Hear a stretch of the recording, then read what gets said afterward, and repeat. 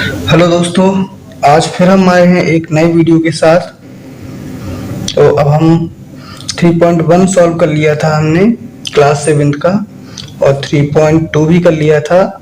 अब हम वीडियो बना रहे हैं एक्सरसाइज 3.3 पर। तो क्वेश्चन नंबर पहला है, use the bar graph to answer the following question. और जो फिगर 3.3 देखना है, यानी कि ये बनाना है 3.3। तो अब इसमें दिया है, इस फिगर को देखना है और हमें ये बताना है। क्वेश्चन नंबर ए है, which is the most popular pet. Most popular pet कौन सा है? देखो, ये हमारा ग्राफ बना हुआ है, यहाँ पे पेट एनिमल है और ये स्टूडेंट्स हैं। मतलब ये डॉग्स हैं, ये कितने 8 स्टूडेंट इसे लाइक करते हैं। मान लीजिए जैसे लाइक करते हैं। कैट्स है तो कैट्स को 10 स्टूडेंट लाइक करते हैं। और रैबिट है, इसको 2 स्टूडेंट करते हैं। ऐसे ही ये सब दिए हुए हैं। तो आप फिगर को देख के बताना है which is the most popular pet. तो इसमें देखो, देखेंगे हम सबसे बड़ा ग्राफ कैट का बनना है। तो इस ए का आंसर हो जाएगा cat is the most popular pet. तो इसका ए का आंसर हो जाएगा ये वाला कैट। अब आता है बी। क्वेश्चन नंबर बी दिया हुआ है, how many student have dog as a pet. मतलब कितने स्टूडेंट हैं वो डॉग को एज ए पेट रखना चाहते हैं। तो देखो, देखते हैं। डॉग ये दिया हुआ है, डॉग का ग्राफ कहाँ तक गया है? 8 तक। यहाँ पे क्या दिए गए हैं? स्टूडेंट्स दिए गए हैं। तो यानी कि 8 स्टूडेंट ऐसे हैं जो डॉग्स को एज ए पेट रखना चाहते हैं। तो इसका बी वाले का आंसर हो जाएगा 8 स्टूडेंट। यहाँ पे 8 तक गया है ग्राफ, तो 8 हो जाएगा। अब चलते हैं हम क्वेश्चन नंबर 2 पर। क्वेश्चन नंबर जो 2 हमें दिया है वो read the bar graph figure 3.4। यानी कि 3.4 वाला फिगर ये दिया हुआ है। 3.4 है, ये फिगर दिया है। इसको हमें देखना है, which shows the number of books sold by a book store during 5 consecutive year and answer the following question। तो इसमें दिया है, ये दिए नंबर ऑफ बुक्स। ये नंबर ऑफ बुक्स बेची गई हैं जो वो है, ये ईयर है। मतलब 1989 में कितनी बुक्स बेची गई? ये 100 है, ये 200 है। तो ये मिडिल में भी नहीं है, मिडिल के ऊपर है। तो 175 बुक्स बेची गई। 990 में कि यहाँ पर है, 500 पर है। और 1991 में 300 तक जा रहा है। ऐसे ये सब दिया हुआ है। तो इसको हमें रीड करना है और इसके आंसर देने हैं। तो पहला है, about how many books were sold in 1989, 1990 and 1992। तो हमें ये बताना है कि कितनी बुक्स बेची गई 1989 में, 1990 में, 1992 में। तो हम देखते हैं यहाँ पे, इसका फर्स्ट वाला है। फर्स्ट का आंसर लिखेंगे हम। अब 19 यहाँ पे लिख देंगे हम 1989। अब 1989 में कितनी बुक्स बेची गई यहाँ हम देखते हैं। 1989 में यहाँ पे 100 है। अगर बिल्कुल बीच में ये रहता, अगर बिल्कुल बीच में आता तो 150 हो जाता। अब ये उसके भी थोड़ा ऊपर है, तो हमारा क्या हो जाएगा? 175। तो इसका आंसर हो जाएगा 175 बुक्स। अब चलते हैं, अब इसका और पूछे गए थे। इसका किसमें पूछा गया था? 1989 में और 1990 में। 1990 में। तो यहाँ देखते हैं 1990 है जो पूरा 500 तक नहीं पहुंचा है, यहाँ पहुंच रहा है। ये हमारा लगभग यहाँ जा रहा है, बीच में भी नहीं है। बीच में होता तो 450 हो जाता। तो इसमें भी क्या हो जाएगा? 475 बुक्स। और किसका पूछा था? 1992 का। तो 1992 में देखते हैं। 1992 हमारा ये दिया हुआ है। ये भी हमारा कहाँ तक जा रहा है? 200 के थोड़ा है, आधे पे भी नहीं जा रहा है। नहीं तो क्या हो जाएगा? 250 हो जाता। तो 225 बुक्स। तो ये हो गया इसके फर्स्ट का, सेकंड वाले के फर्स्ट का आंसर हो गया। अब चलते हैं हम सेकंड की तरफ। सेकंड क्या दिया है, in which year were about 475 book sold, about 225 book sold. तो पूछ रहा है कौन सी ईयर में 475 बुक्स बेची गई और कौन सी ईयर में 225 बुक्स बेची गई। तो देखते हैं, हम इसी क्वेश्चन में हमें पता है 475 कब बेची गई, 1990 में, और 225 बेची गई 1992 में। तो इसका आंसर हमें यही मिल जाएगा। तो सेकंड वाले का लिख देंगे हम, ऐसे लिखेंगे 475 बुक्स कब बेची गई 1990 में, और 225 बुक्स ये कितने कब बेची गई 1992 में। अब चलते हैं इसके थर्ड वाले क्वेश्चन पर। थर्ड वाला क्वेश्चन कह रहा है, in which year were fewer than 250 books sold.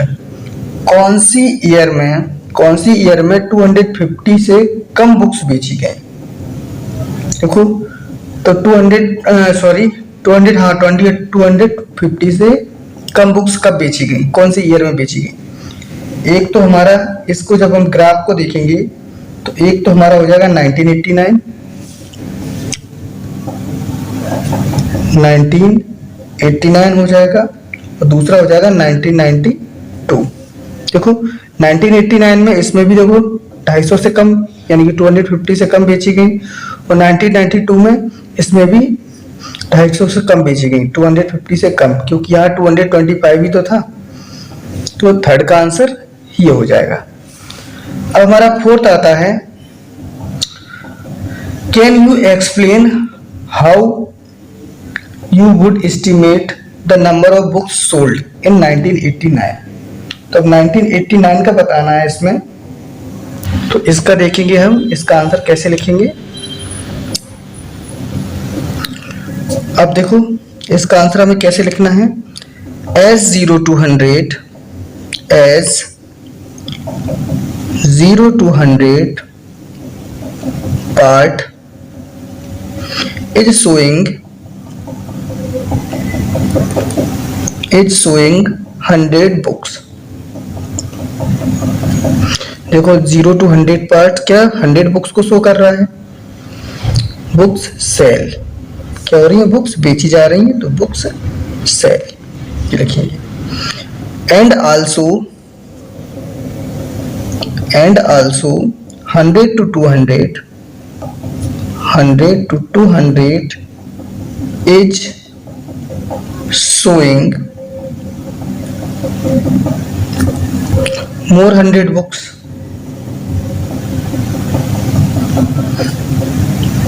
Hundred से ज्यादा है। अब देखेंगे 100 to 200 में 100 से ज्यादा बुक्स हो जाएंगे। तब यहाँ पे लिखेंगे ईयर, अब 1989 का ही तो बताना था, तो यहाँ पे लिखेंगे ईयर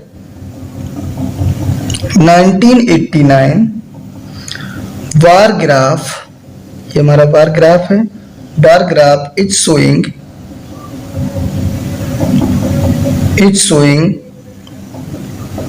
सेंटर ऑफ 150 to 200।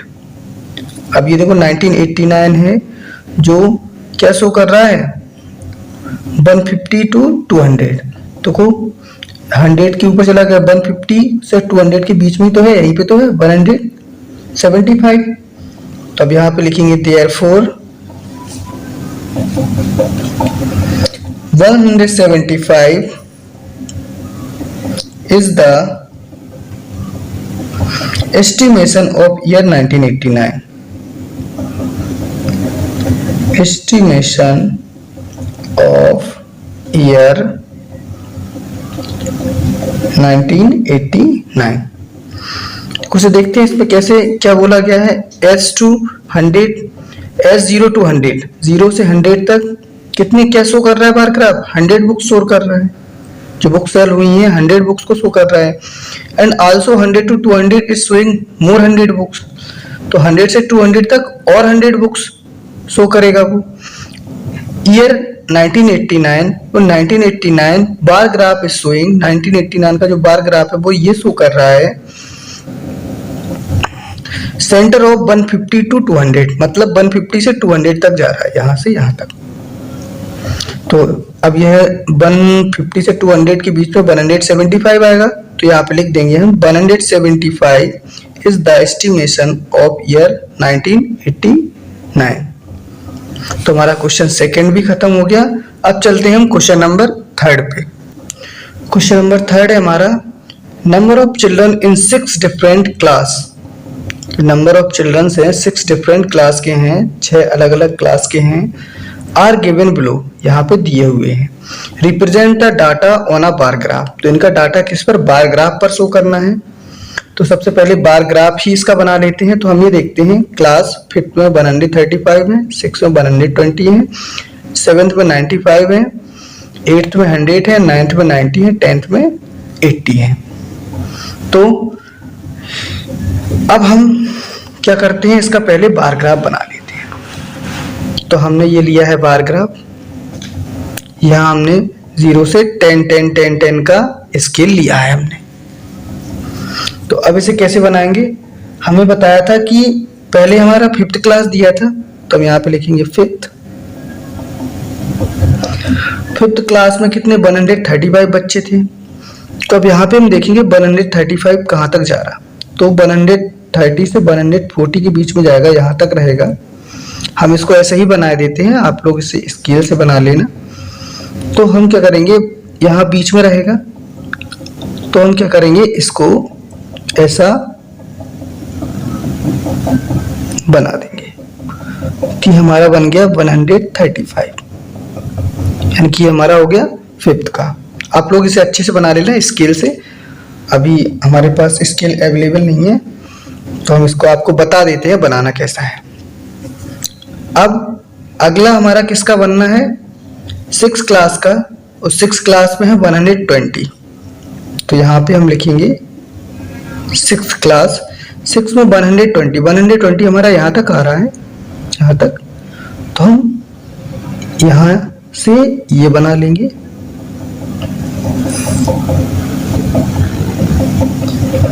तो ये हमारा किसका बन जाएगा, 6 क्लास का बन जाएगा। अब 7th क्लास में 95 बोला है, तो हम 7th का बनाएंगे। 7th क्लास का, अब देखो यहाँ पे हमें 100 दिया है और यहाँ पे 90 दिया है, तो पता है 90 और 100 के बीच में होगा हमारा 95, यानी कि यहाँ पे होगा। तो हम इसे बना के दिखाते हैं, तो ये हमारा बन जाएगा 7th क्लास का। अब आते हैं 8th क्लास पे। 8th में कितने बच्चे दिए थे, 100 बच्चे दिए थे 8th में, यहाँ पे लिखेंगे 8th क्लास। अब 8th में कितने 100 हैं, तो 100 कहाँ पे शो कर रहा है हमारा, यहाँ पे शो कर रहा है। तो हम यहाँ से इस तरीके से इसका ग्राफ बनाएंगे, तो ये हमारा बनेगा क्लास 8th का ग्राफ। फिर 9th में कितने हैं, 90 बच्चे हैं, तो 90 हमारा कहाँ पे है, यहाँ पे है। तो हम यहाँ से इस तरीके से बना देंगे। अब हमारा 10th बचा है, क्लास 10th में कितने बच्चे हैं, 80 हैं, तो 80 हमारा कहाँ आ रहा है, यहाँ पे आ रहा है। तो हम इस टाइप से बना लेंगे। एक चीज का ध्यान रखना, ये जो स्केल है हम लोग चेंज कर सकते हैं। जैसे हमने 10 का लिया है, 10 20 30 40, आप 20 का ले सकते हैं, 30 का ले सकते हैं। जो भी स्केल लेंगे वो हमें लिखना पड़ेगा यहाँ पे। तो हम लिखेंगे scale is equal to 10 per unit, या 10 यूनिट लिख देंगे। स्केल हमारा क्या हो जाएगा, 10 यूनिट। अब ये हमारा ग्राफ बनके तैयार हो चुका है। तो आते हैं अब इसके क्वेश्चन पर। क्वेश्चन नंबर पहला ए वाला दिया है, how would you choose a scale. तो हमने स्केल क्या चूज किया है, 10 यूनिट, तो इसका आंसर ये हो जाएगा। अब बी का है, बी क्वेश्चन दिया है, आंसर द फॉलोइंग क्वेश्चन। तो बी का फर्स्ट दिया है, which class has the maximum number of children and minimum.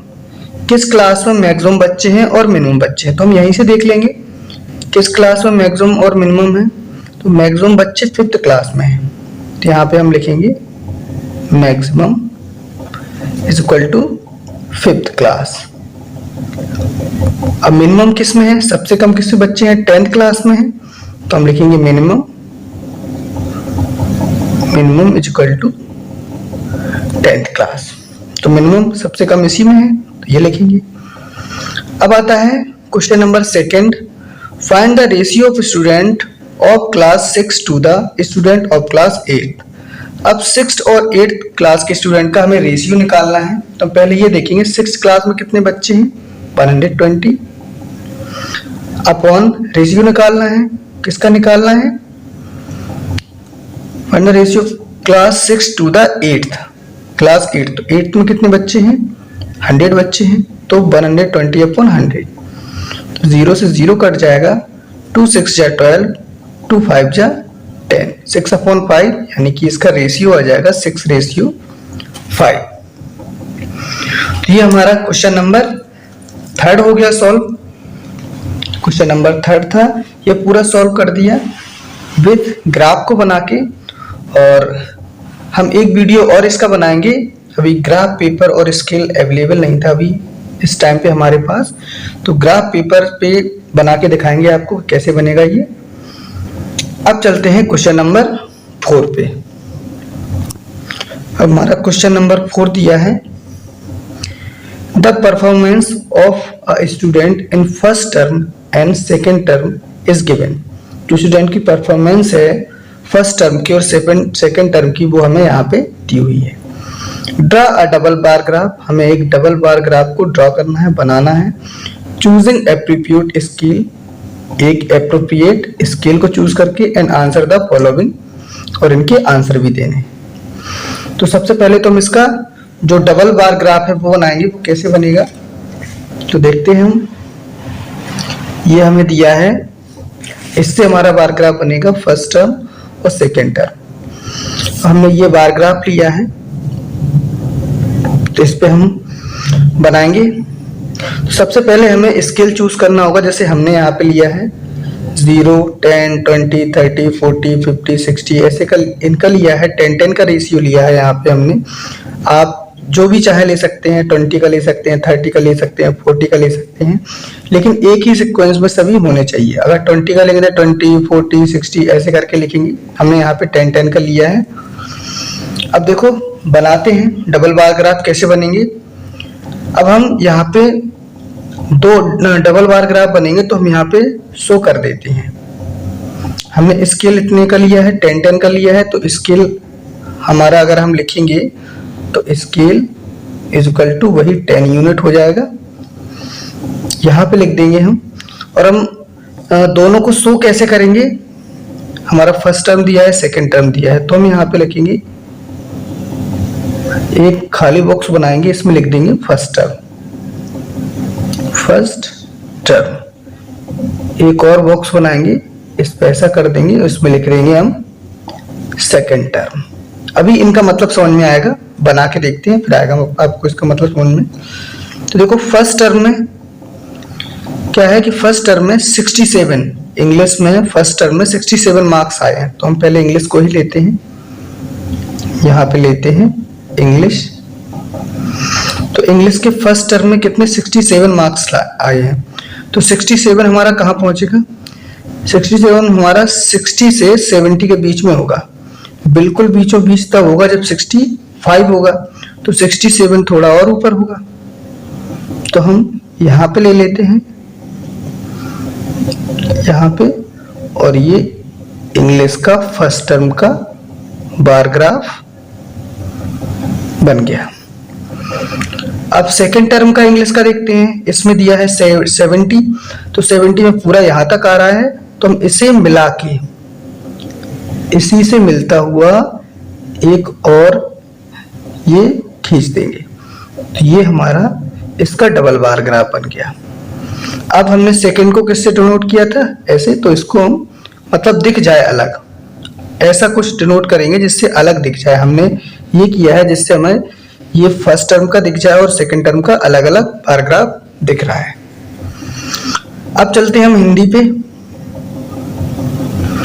अब हिंदी में 72 फर्स्ट टर्म है, 72 है, तो 72 थोड़ा ऊपर जाएगा 70 के। अब यहां से हमारा ये हिंदी का बनता है।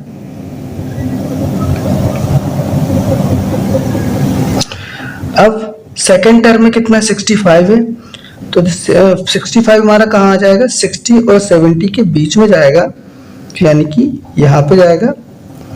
तो यहाँ पे ऐसा खींच देंगे कि हमारा हिंदी का बन गया है और सेकेंड टर्म को हमने ऐसे डिनोट किया है इससे, तो ऐसे ये लाइंस बना देंगे। तो ये फर्स्ट टर्म सेकेंड टर्म का हमें अलग दिख रहा है। अब हमें क्या बनाना है, मैथ्स का बनाना है। मैथ्स का बनाएंगे। अब हम मैथ्स में 88 है, तो फर्स्ट टर्म में मार्क्स है मैथ्स में, वो क्या है 88 है। तो यहाँ पे देखते हैं 80 और 90 के बीच में होगा, बीचों बीच होगा 85 और 88 है तो थोड़ा और ऊपर होगा, यानी कि हमें ये यहाँ पे लेना पड़ेगा, यहाँ पे। तो हम इसमें ये लाइन खींचते हैं।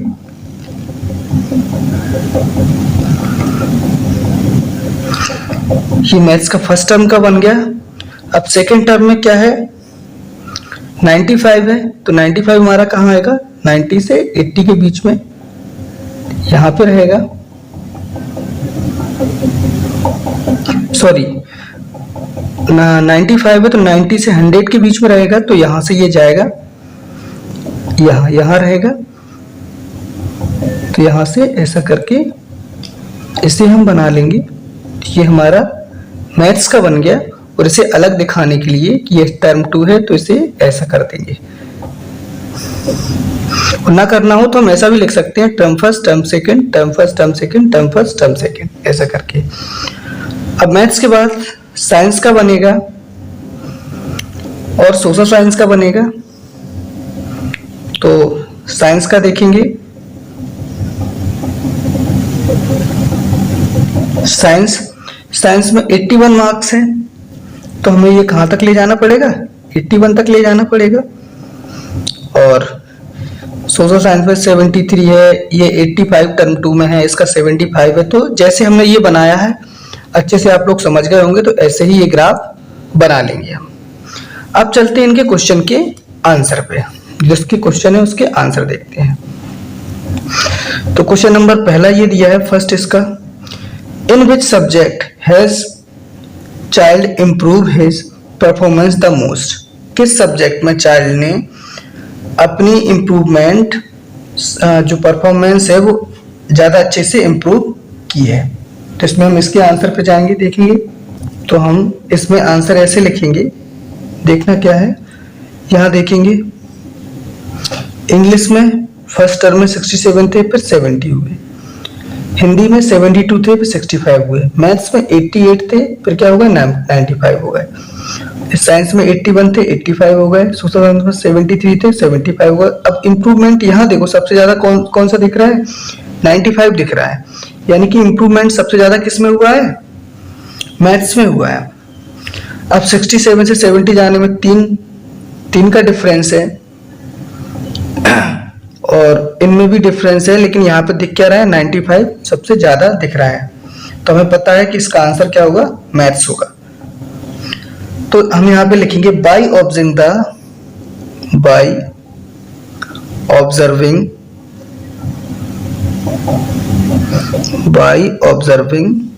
The double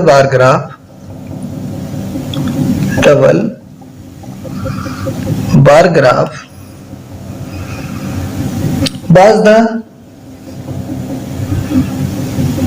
by observing the double bar graph, यहाँ पे लिखेंगे मैथ सब्जेक्ट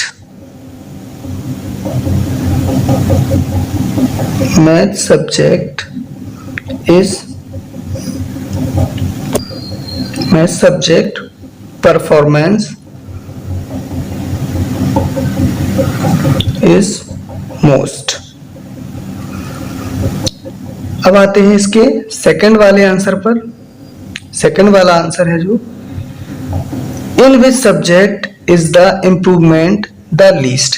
किस सब्जेक्ट में, अब लीस्ट का मतलब होता है सबसे कम, किस सब्जेक्ट में सबसे कम इम्प्रूवमेंट हुई है। यहाँ पे हम देखते हैं इंग्लिश का ये है, हिंदी का ये दिया है, मैथ्स का ये दिया है, साइंस का ये दिया है, सोशल साइंस का ये दिया है। तो हम यहाँ पे देखते हैं 73 से 75 हुए हैं, ओनली 2 मार्क्स इंक्रीज हुए हैं इसमें। यहाँ से देखेंगे और सब में 2 मार्क्स से ज्यादा इंक्रीज हुए, इसमें ओनली 2 मार्क्स इंक्रीज हुए हैं। तो इसका आंसर होगा सोशल साइंस। तो यहाँ पे लिखेंगे बाय ऑब्जर्विंग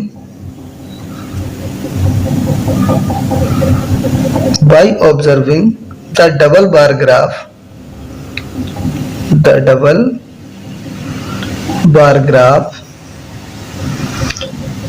social science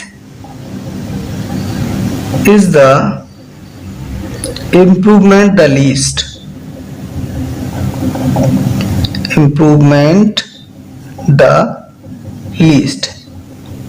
क्या हो गया इसका। अब आते हैं क्वेश्चन नंबर 3 पे।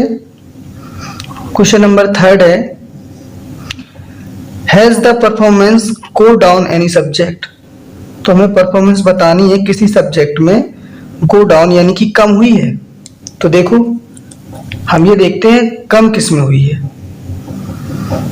67 था, 70 हो गया, 72 से 65 हो गया। इसमें पहले 72 थे फिर 65 हुआ, यानी कि किसमें, हिंदी में हुई। तो इसका भी ऐसे ही लिखेंगे by observing double bar graph the performance go down in Hindi subject. इसमें भी ऐसे लिखेंगे by observing the double bar graph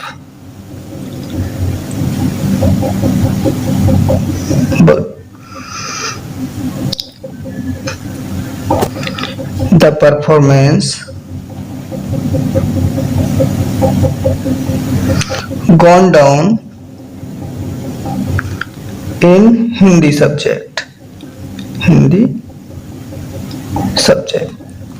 तो हमारा ये चौथा वाला क्वेश्चन खत्म होता है। अब आते हैं हम क्वेश्चन नंबर 5 पे। क्वेश्चन नंबर 5 कह रहा है consider this data collected from a survey of colony. ये कॉलोनी का सर्वे है जिसमें दिया है favourite sport cricket, basketball, swimming, hockey, athletes. तो वॉचिंग क्रिकेट को कितने देख रहे हैं, वॉचिंग वाले हैं क्रिकेट में 1240 यानी कि 1240, इसमें 470 हैं, स्विमिंग में 510 है, हॉकी में 430 है और एथलीट में 250 है। और ये दिए हैं नीचे पार्टिसिपेटिंग। तो पहला क्वेश्चन दिया है draw a double bar graph choosing an appropriate scale, what do you infer from the bar graph. तो डबल बार ग्राफ बनाना हमने आपको बता ही दिया है, ये अभी हमने 4th क्वेश्चन में बनाया था। ऐसे 5th क्वेश्चन में हम ये लेंगे तो 100 का हम स्केल चूज कर लेंगे, पर आपको जो भी लेना हो यहाँ पे 100 और डबल बार ग्राफ सेम ऐसे ही बनाना है, इसी तरीके से बनाना है जैसे ये बनाया था हमने। अब इसके हम केवल क्वेश्चन को सॉल्व करेंगे, बाकी डबल बार ग्राफ आप इससे बना लेना। तो हम देखते हैं पहला दिया है, उसमें ये दिया है what do you infer from the bar graph. आप बार ग्राफ से क्या समझते हैं। तो यहां पे हम लिखेंगे the figure above is the, इसका आंसर लिखेंगे फर्स्ट वाले का, draw a double bar graph choosing an appropriate scale, ये what do you infer from the bar graph. तो इसका आंसर होगा द फिगर। जो हम बार ग्राफ बनाएंगे उसे देख के हम ये लिखेंगे the figure above is the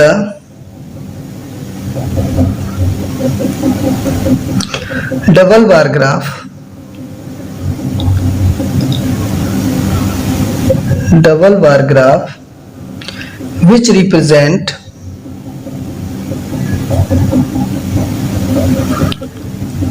which represent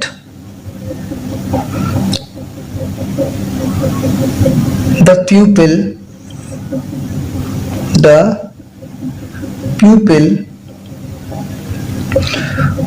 who prefer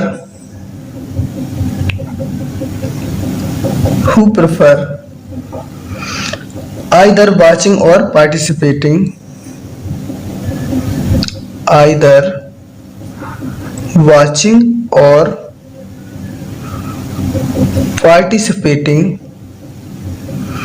in different sport, in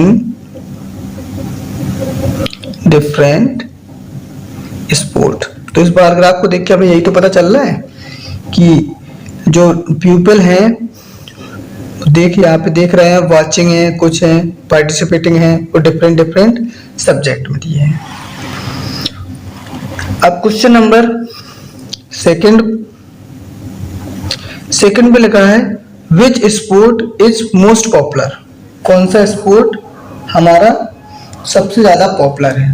तो यहाँ पे देखेंगे सबसे ज्यादा इसी में वाचिंग भी है, सबसे ज्यादा पार्टिसिपेटिंग भी इसी में है। तो यहाँ पे हम लिखेंगे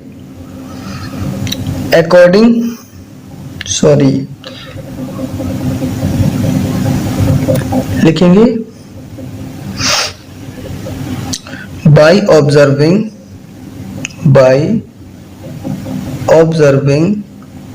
the double bar graph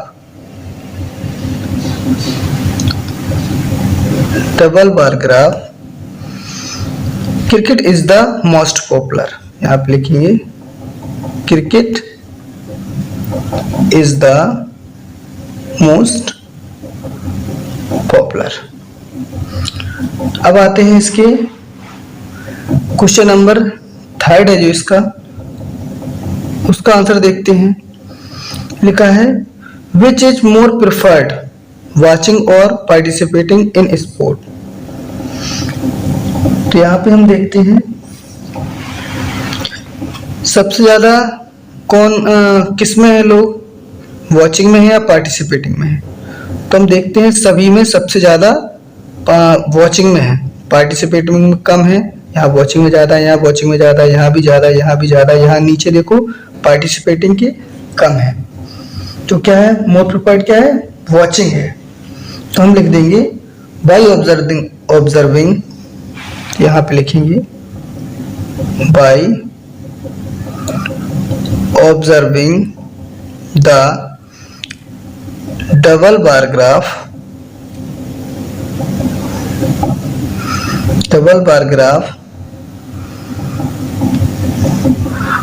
watching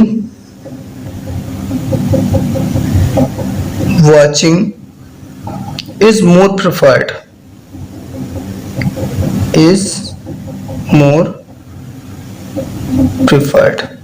ये क्वेश्चन नंबर 3 का आंसर हो गया। तो हमारा क्वेश्चन नंबर 5 भी खत्म होता है, और क्वेश्चन नंबर 6 भी ऐसे ही है, सेम इसी तरीके से करने हैं। तो आशा करते हैं कि एक्सरसाइज आपको समझ में आई होगी और अच्छी लगी होगी। अगर वीडियो अच्छा लगा हो तो लाइक कमेंट जरूर करें और साथ में सब्सक्राइब भी करें। अपने 3.3 सॉल्व किया है। अब इसके बाद हम देखेंगे 4 चैप्टर को। अब आगे के जो वीडियो आएंगे वो 4 चैप्टर से आएंगे। तब तक के लिए थैंक यू सो मच।